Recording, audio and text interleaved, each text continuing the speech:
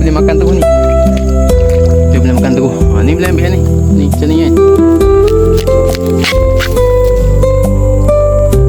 Buluh. Ni. Ni kecil lagi. Ni. Kecil. Tapi kena kopek dulu lah ni. Kan? Kopek dulu. Buang kulit kan. Lepas tu. Oh, dapat rebung dia tu kan. Bukan boleh makan macam tu terus. Dia kena buka kopek dulu. Buang dia punya kulit yang ni kan. Mana boleh makan yang tu. Kena kopek dulu apa semua. Barulah kita boleh makan dia punya rebung dia. Bukan buluh madu. Yang ni buluh yang tepi sungai tu kan. Orang tahu buluh minyak ke buluh macam tu kan. Buluh tu kan. Boleh lah. Boleh makan. Mana kita boleh ambil makan terus lah. Kopek-kopek buang kulit kan. Buang kulit lepas tu boleh makan terus. Ni dapat lah ni. Ni.